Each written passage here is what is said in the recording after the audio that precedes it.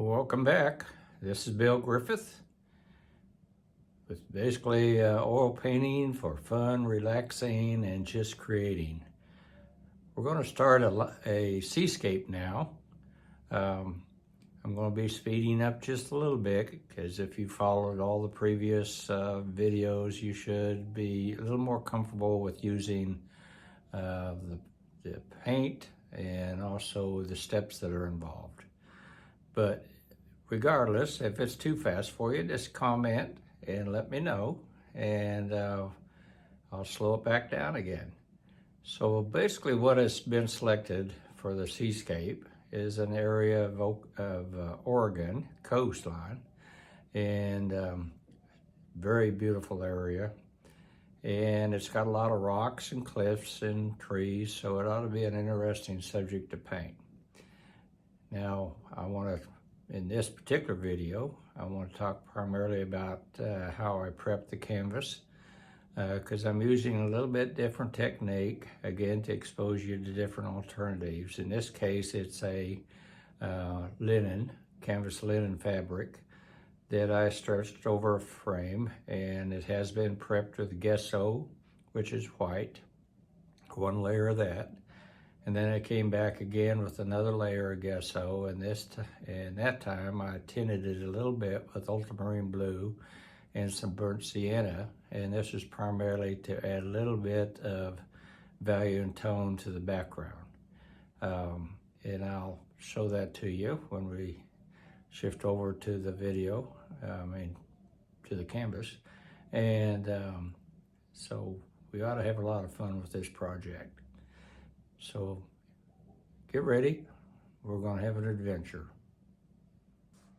Okay, what I mentioned before is basically what I did is take some commercial fabric. Again, you can buy this at any of your Hobby Lobbies, your Michaels, any of your outlets, Amazon. It's just not on a frame and it hasn't been prepped yet. And so you have to go through the process of framing it up at whatever size you want, and then prepping it with some gesso. Now, the gesso that was used is an acrylic gesso.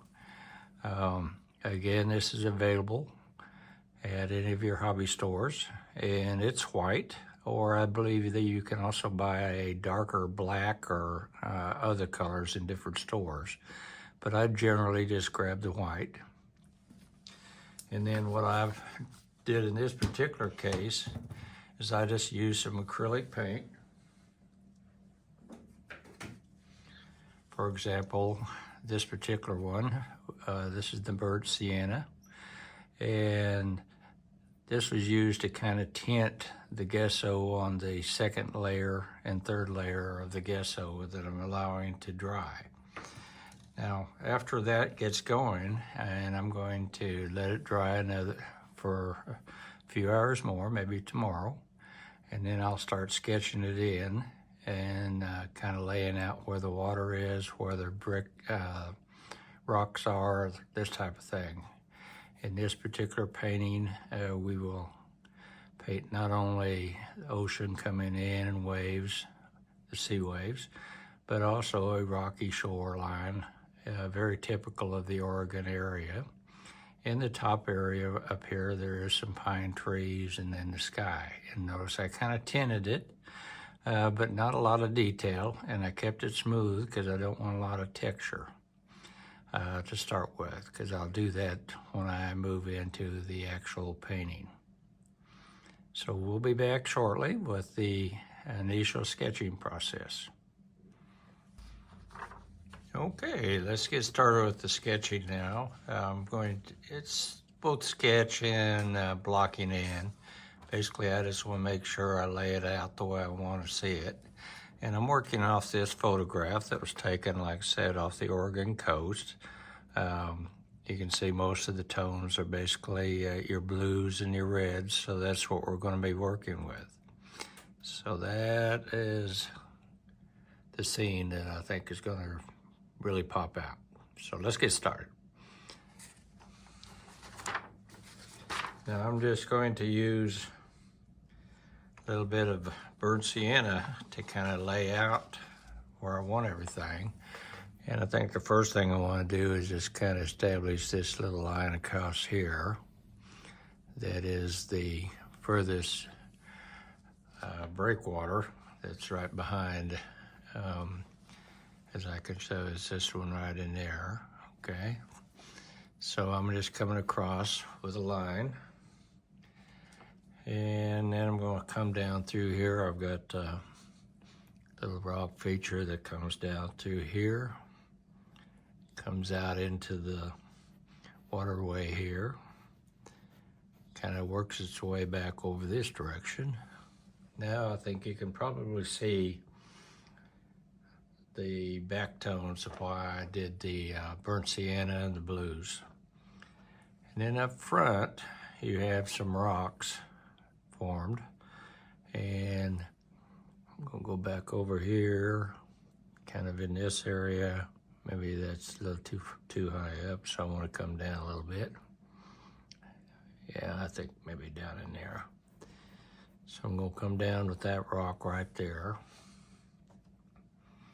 And there'll be another rock up this side here.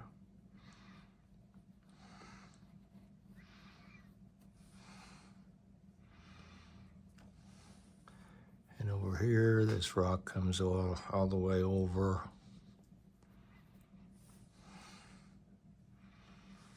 And it comes back down on this side here.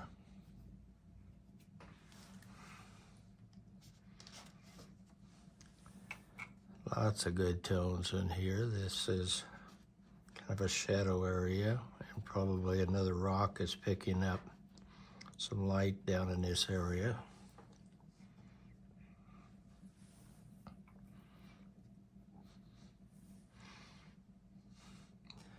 And over on this side, this it's just going to help me keep my overall composition going the right direction. So just down it through here like that.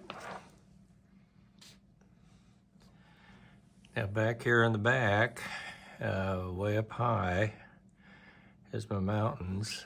And I'm going to, and they're topped with trees, so they're going to be a very broken, but the further mountains go off that direction. And kind of a tip down through here.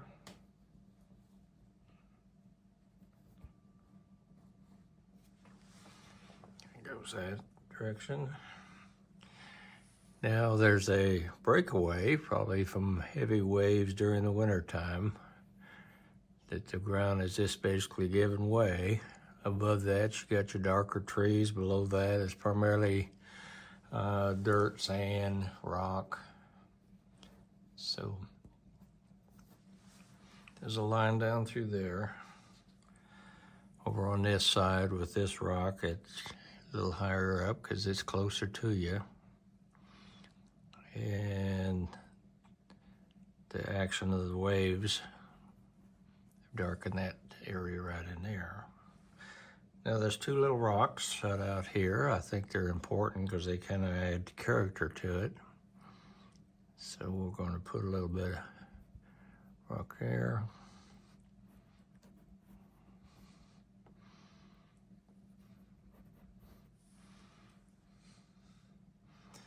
Now this area back in here looks like it's got a little bit of a shallow area, but I'll pick that up when I start doing some details. Now over here on the far side is another rock, and it's separated from this rock here with waves and water. Another little one right in here.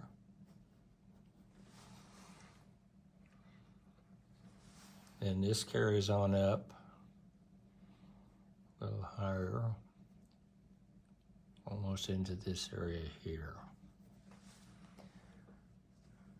So you can kind of see the layout that I'm looking at. These are the two little rocks that I was talking about. This is the big rock in the forefront, kind of a mid area. Then the further the mountains away, trees, the wave action is taking care of this, and then you'll have the blue sky above. And what we'll start is with the blue sky and move forward. And again, we're going to watch our color tones. Notice the blue is a little lighter up here. It actually helps bring this front forward a little bit. All those aspects we've talked about before. I think what I'm going to do is add in a little bit of shadows. And for that, I'm going to use a little fan brush, only to kind of emphasize those darker areas when I begin the actual lay down of everything. So I'm going to start up here in front.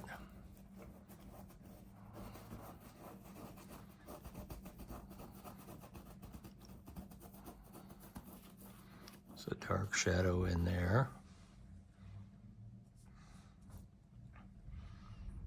Over on this rock, shadow area on the right side.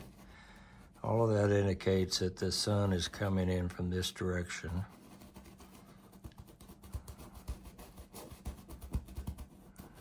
And this will help me make sure I don't make any errors in the composition.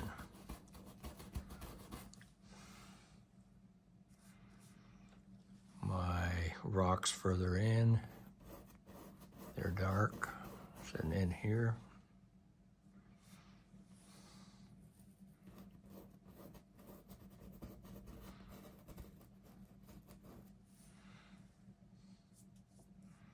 Over on this other side, got dark shadow areas in here. Kind of comes all the way down through here.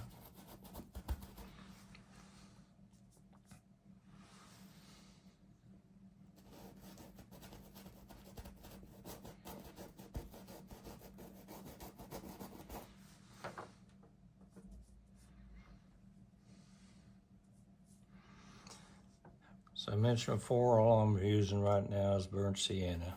That's why it's so red, but it does allow me to keep track of what's going on. And then I can come back again with further layers and work it out. So that kind of emphasizes those rocks up front. This one back here, pretty dark up front.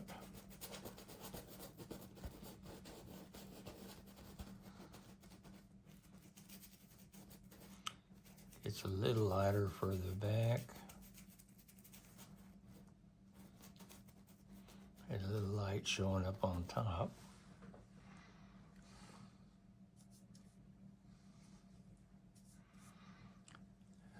Then this area up front, again, where the wave action is coming down. It's a little darker than the other crown. There is some shadows going up in through here.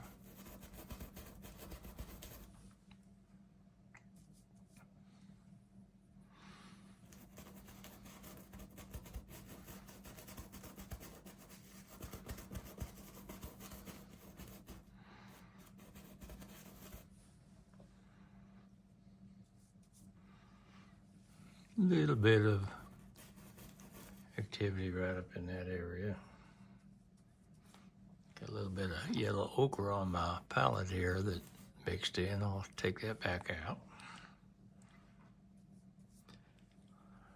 Then further back, there's some characteristics on this area that's been heavily beat down by wave action. But it does add a lot of character to it.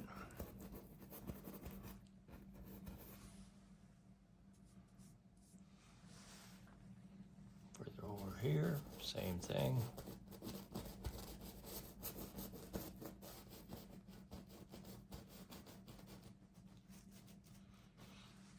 Okay, and then up above it is your trees. I might add just a little bit of ultramarine in there because that's where, but I think I don't want to do too much because I don't want to get it too dark either. But this is where your trees are going to be, it's all up and through here.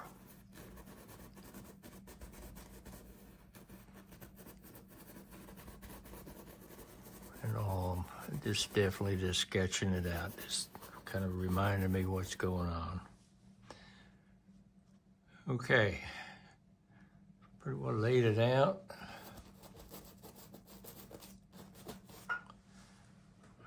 I know what I'm going to be doing, and this area is all going to be water, primarily made up of ultramarine blue, some phthalo blue, white, a little bit of